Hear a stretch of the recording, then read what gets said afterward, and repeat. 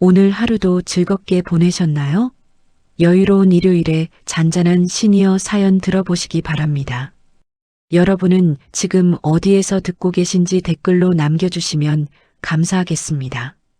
그럼 시작하겠습니다. 3년 만에 동기회 자리였습니다. 반가워야 할 얼굴들, 편해야 할 인연들. 하지만 그날의 분위기는 조금 달랐습니다. 누군가는 반갑게 웃고 있었고 누군가는 오래된 감정을 숨기지 못했죠. 그리고 그 한가운데 박은지가 있었습니다. 오늘 그녀에게 생각지도 못한 일이 벌어집니다. 토요일 오후, 박은지는 집에서 나갈 채비를 하고 있었습니다. 30년 지기 동기들이 모이는 자리라 마음은 설렘과 긴장 사이에 머물렀죠. 오랜만의 자리라 그런지 어떤 옷을 입어야 할지도 망설였습니다. 그녀는 평범한 베이지색 코트를 걸쳤습니다. 과하지 않고 편안한 은지다운 선택이었죠. 여보, 천천히 갔다 와. 오래 서 있지 말고. 알겠어요. 다녀올게요. 남편은 밝게 웃었지만 은지는 마음 한켠이 서늘했습니다. 동기회엔 그 사람도 오기 때문이었죠. 같이 입사했던 동기 최미정. 예전엔 친구였지만 어느 날부터인가 사소한 말투 하나도 날카로워졌던 사이. 행사장은 세련된 레스토랑이었습니다. 은지는 자리로 들어서며 여러 사람들과 인사를 나눴습니다. 잘 지냈어? 살 좀 빠진 것 같은데? 그런 일상적인 말들이 오갔지만 그녀는 자연스럽게 그 자리를 살폈습니다. 그리고 보였습니다. 멀리 앉아있는 최미정. 고급스러운 옷차림, 당당한 표정, 동기들 사이에 둘러싸여 있었죠. 어머, 은지 왔네. 표면적으로는 반가움이었지만 목소리엔 미세한 뉘앙스가 섞여 있었습니다. 은지는 그 작은 떨림을 놓치지 않았습니다. 응, 오랜만이네. 식사가 시작되자 여러 이야기들이 오갔습니다. 누군가는 승진 소식을 말했고 누군가는 은퇴 후 삶을 공유했습니다. 하지만 미정의 말은 유독 사람들을 불편하게 만들었습니다. 아무래도 회사 다닐 때는 실력도 중요하지만 운도 따라야 하잖아. 나는 참 운이 좋았지 뭐. 동기들은 애써 맞장구 쳤습니다. 하지만 그 말 속엔 누군가를 겨냥한 기색이 깊었습니다. 은지는 그 시선을 느꼈지만 아무 말도 하지 않았습니다. 굳이 되받아치고 싶지 않았습니다. 예전부터 미정은 은지를 목적으로 둔 장난 섞인 말들을 자주 던졌었죠. 그런 장난이 오늘따라 유난히 무겁게 느껴졌습니다. 그때였습니다. 미정이 문득 은지를 바라보며 말을 꺼냈습니다. 조금은 크게, 조금은 의도적으로. 은지야, 요즘도 일 안 하지? 전업주부 한다고 했었지? 질문 같은 말. 하지만 그 말이 가진 힘은 아주 강했죠. 묘하게 깔린 얕잡음. 그리고 은지의 자존심을 슬쩍 건드리는 말투. 응집에서 지냈어. 더 말하고 싶지 않았습니다. 사람들 앞에서 자신의 사정을 늘어놓는 건 더 초라해질 것 같았죠. 아유, 아까워라. 능력 좋았는데. 칭찬처럼 말했지만 뼈가 느껴졌습니다. 이 자리의 분위기가 바뀌기 시작한 순간이었습니다. 은지는 잠시 고개를 숙였습니다. 말을 아끼고 표정을 관리하는데 익숙한 사람이었습니다. 하지만 오늘은 이상하게 마음이 흔들렸습니다. 30년 지기 동기들이 있는 자리인데도 유독 외로운 느낌이 들었죠. 그리고 은지는 알지 못했습니다. 이게 끝이 아니라는 걸. 이 작은 대화가 잠시 후 벌어질 공개 망신의 서막이라는 걸요. 잠시 후 최미정은 은지를 완전히 흔들어 놓을 말을 공개적으로 쏟아냅니다. 그 자리에 있는 모든 사람이 들을 만큼 크게요. 그리고 그 이야기는 시어머니의 귀까지 닿게 됩니다. 사람들이 숟가락을 내려놓기 시작했습니다. 분위기는 어색했고 말끝마다 묘한 긴장이 붙었죠. 그런데 그 순간 최미정의 시선이 다시 박은지에게 향했습니다. 이번엔 작게 찌르는 수준이 아니었습니다.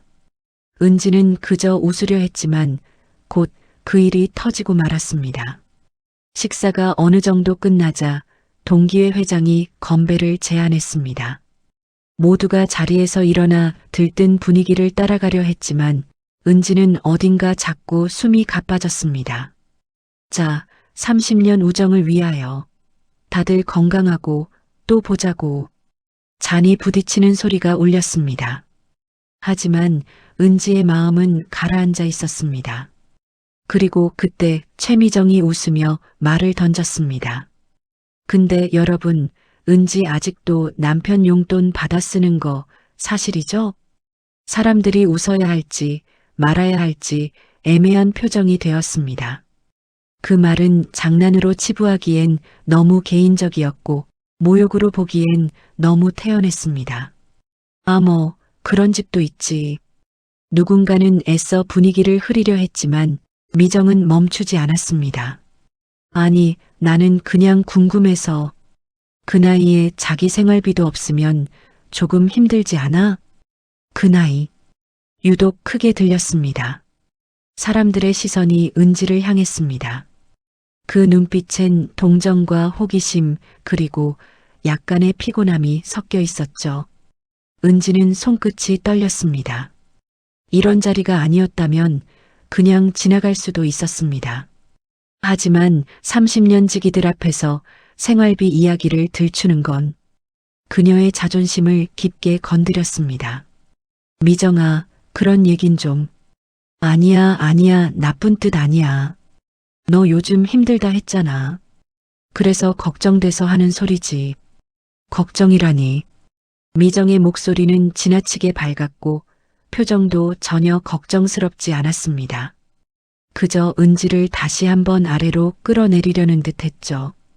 그리고 결국 모두가 기억하게 될 말이 터지고 말았습니다. 솔직히 말해봐. 은지 남편이 돈 관리는 잘해도 은지는 사회생활 오래 못 버티잖아. 우리끼리니까 말하는 건데 너 성격 때문에 직장 못 다닌 거 아니야? 순간 공기가 얼었습니다.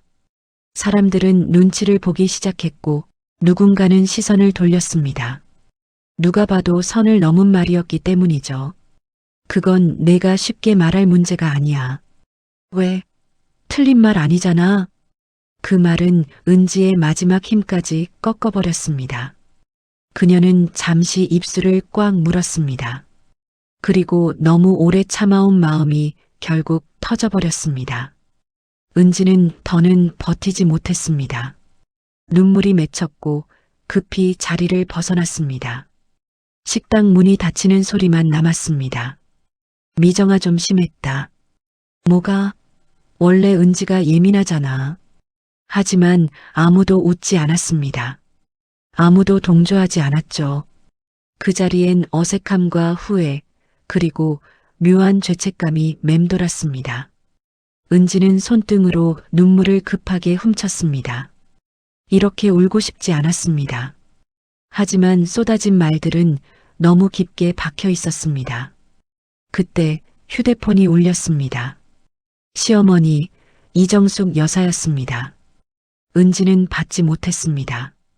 하지만 잠시 뒤 이정숙 여사는 전혀 다른 경로로 그 사건을 듣게 됩니다. 그리고 그 순간 이정숙 여사는 조용히 결심했습니다. 이건 그냥 넘어갈 일이 아니다. 그녀의 인맥과 경험이 움직이기 시작했습니다. 이정숙 여사는 잠을 이루지 못했습니다. 아들 부부 사이에 무슨 일이 있는지 메시지 한 줄 없는 은지가 마음에 걸렸죠. 그런데 예상치 못한 전화 한 통이 모든 걸 바꿨습니다. 은지가 동기회에서 망신을 당했다는 소식. 그 이야기를 들은 순간 정숙 여사의 눈빛은 완전히 달라졌습니다. 다음 날 새벽, 정숙 여사는 혼자 주방에 앉아 따뜻한 차를 들고 생각에 잠겨 있었습니다. 평소라면 괜히 지레짐작하지 말자고 넘겼겠죠. 하지만 이번만큼은 마음이 이상하게 무거웠습니다. 은지한테 무슨 일이 있었던 거야? 은지는 여러모로 착한 며느리였습니다. 말수도 적고 남의 흉을 보는 법도 없었죠. 그런 은지가 밤새 아무 말이 없었다는 건 보통 일이 아니었습니다. 그런데 그때였습니다. 평소 안부 인사 정도만 주고받던 지인에게서 전화가 걸려왔습니다. 네, 여보세요? 언니 은지 며느리 말이야. 어제 좀 안 좋은 일이 있었던 것 같아. 정숙 여사는 의자를 살짝 붙잡았습니다. 예감이 맞아떨어졌죠. 무슨 일이요? 은지가 다친 거예요? 그건 아닌데. 동기회 자리에서 공개적으로 모욕을 받았다는 말이 있어. 정숙 여사는 숨이 막혀왔습니다. 모욕을 받았다고요? 자세한 건 나도 들은 만큼만이야. 근데 좀 심했대. 정숙 여사는 아침 첫 버스를 타고 은지의 집으로 향했습니다. 문을 열자 은지는 거실에 앉아 있었습니다. 눈이 조금 부어 있었죠. 은지야, 무슨 일 있었니? 어머니, 아니에요. 별일 아니에요. 은지는 끝까지 웃으려 했습니다. 하지만 정숙 여사는 그 웃음 뒤의 상처를 한눈에 알아봤습니다. 내가 안 말해도 들었어. 은지는 손끝이 떨렸고 결국 고개를 숙였습니다. 그리고 처음으로 어제 있었던 일을 천천히 털어놓기 시작했습니다. 동기회에서요. 최미정이 남편 얘기를 꺼냈어요. 제가 생활비 받는다느니, 사회생활 오래 못 버틴다느니 다 들리게 말했어요. 정숙 여사의 표정이 굳었습니다. 그 어떤 말보다 성격 때문에 직장 못 다녔다는 말이 은지를 찔렀다는 걸 느낄 수 있었죠. 그게 사람 입에서 나올 말이니 저도 그냥 넘기고 싶었어요. 근데 모두가 저를 보는 눈이 너무... 은지는 끝내 말을 잇지 못하고 울음을 삼켰습니다. 정숙 여사는 은지의 손등을 감싸쥐었습니다. 울지 마라. 이건 내 잘못이 아니야. 정숙 여사는 마음속에서 무언가가 천천히 자리 잡는 걸 느꼈습니다. 그녀는 오랜 직장 생활 속에서 사람을 다루는 법을 배웠습니다. 그리고 무엇보다 은지는 그녀의 며느리였습니다. 은지야, 가만히 있는다고 해결되는 게 아니야. 저 사람 최미정인가? 어떤 사람이길래 감히 내 앞에서 그런 말을 했을까? 어머니, 그냥 잊고 싶어요. 어머니까지 나서시면 더 일이 커질까봐. 정숙 여사는 고개를 부드럽게 저었습니다. 아니다. 누군가는 바로 잡아야 해. 그리고 나는 그런 일에는 익숙한 사람이야. 그 순간이었습니다. 조용하지만 절대 꺾이지 않을 결심이 정숙 여사의 눈빛에 스쳤습니다. 그녀는 가방을 열어 작은 수첩과 펜을 꺼냈습니다. 은지가 동기회 단체 사진을 보여줬습니다. 사람들이 자연스럽게 웃고 있는 사진 속에서 최미정은 어딘가 우월함을 드러내는 표정이었습니다. 저 사람이구나. 정숙은 사진을 확대해 이름표를 확인했습니다. 그리고 휴대폰 메모장에 적어 넣었습니다. 그녀는 움직이기 시작했습니다. 은지가 당한 억울함을 풀기 위해. 그리고 그 과정은 단순한 항의가 아니었습니다. 이정숙 여사는 자신이 가진 인맥과 경험을 활용해 진짜 진실을 찾아낼 계획이었습니다. 그날 오후 정숙 여사는 오래전 회사에서 함께 일했던 사람들에게 연락을 돌리기 시작했습니다. 그리고 얼마 지나지 않아 최미정에 관한 뜻밖의 정보가 하나둘 들어오게 됩니다. 이제 판이 뒤집힐 준비가 되어가고 있었습니다. 은지와 도훈이 집에 돌아온 그날 밤, 집안은 평소처럼 조용했지만 공기만큼은 유난히 무거웠다. 도훈은 식탁 의자에 털썩 앉아 물만 반복해서 마셨다. 말을 꺼내려다가도 다시 삼키는 모습이었다. 도훈은 오늘 벌어진 일들을 머릿속에서 정리하려 애썼다. 하지만 아무리 되짚어도 마음이 가라앉지 않았다. 은지 역시 침대 끝에 걸터앉아 손등만 만지작거렸다. 그녀의 표정엔 당혹스러움과 상처가 겹겹이 남아 있었다. 도훈 씨, 내가 뭘 잘못한 걸까? 은지의 목소리는 거의 들릴 듯 말 듯했다. 아니야. 잘못한 거 없어. 도훈은 그렇게 대답했지만 말끝엔 힘이 없었다. 그 시각 정숙은 책상 위에 펼쳐놓은 메모들을 하나씩 다시 들여다보고 있었다. 정숙의 손끝은 차분했지만 눈빛은 이미 결론을 찾은 사람처럼 단단했다. 정숙이 적어둔 메모에는 인하에 관한 정보가 정리돼 있었다. 단순한 감정 싸움이 아니었다. 회사 감사팀 조사, 실적 조작 의혹, 그리고 동기 한 명과의 금전 문제까지. 은지에게 향한 공격은 오랫동안 쌓인 질투의 끝이었다. 정숙이 낮게 중얼거렸다. 이건 우연히 벌어진 일이 아니구나. 정숙은 다음 날 아침 일찍 약속을 잡았다. 도훈의 후배이자 인사팀 직원인 이지혜였다. 지혜는 준비한 서류를 조심스럽게 꺼내 정숙에게 내밀었다. 정숙 어머님, 이건 절대 밖으로 새면 안 됩니다. 지혜의 표정엔 긴장과 책임감이 함께 섞여 있었다. 서류에는 예상보다 더 많은 내용이 들어 있었다. 지원금 사용 문제, 실적 조작 의혹, 그리고 은지가 맡았던 프로젝트를 인하가 자기 실적으로 올렸다는 내부 제보까지. 정숙은 서류를 천천히 덮으며 깊은 숨을 내쉬었다. 결국 은지를 밟아야 자기가 산다고 생각했다는 거네. 지혜는 조심스럽게 고개를 끄덕였다. 정숙은 가방을 닫으며 단단하게 말했다. 고마워요. 이제 제가 할 일을 해야겠네요. 정숙은 동기회 단체방을 켜고 짧게 메시지를 보냈다. 내일 저녁 은지가 드릴 말씀이 있습니다. 모여주세요. 정숙의 메시지는 단호했지만 예의를 갖춘 말투였다. 그 한 줄만으로도 단체방은 술렁였다. 누구도 정숙의 부름을 가볍게 넘길 수 없었다. 밤이 깊어갈수록 은지는 불안한 표정으로 리빙룸을 서성였다.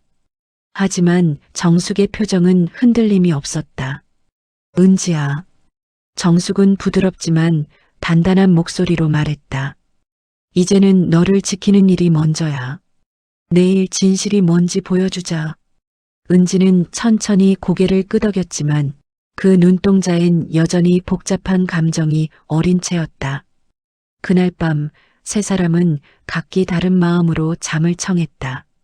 하지만 모두가 알고 있었다. 이제 돌아갈 수 없다는 것을. 그리고 내일은 누군가에게는 무너지는 날이 될 것이라는 걸. 다음 날 저녁 동기회 멤버들이 하나둘 카페로 들어섰다. 서로 눈치만 보는 듯 인사도 건너뛰는 분위기였다. 긴장감은 문을 열고 들어오는 순간부터 느껴질 만큼 묵직했다. 그리고 마지막으로 인하가 들어왔다. 평소처럼 턱을 살짝 들고 들어오려 했지만 오늘은 그 당당함이 오래 버티지 못했다. 여기서 뭐 하자는 거죠? 인하는 어색하게 웃어 보였지만 표정은 굳어 있었다.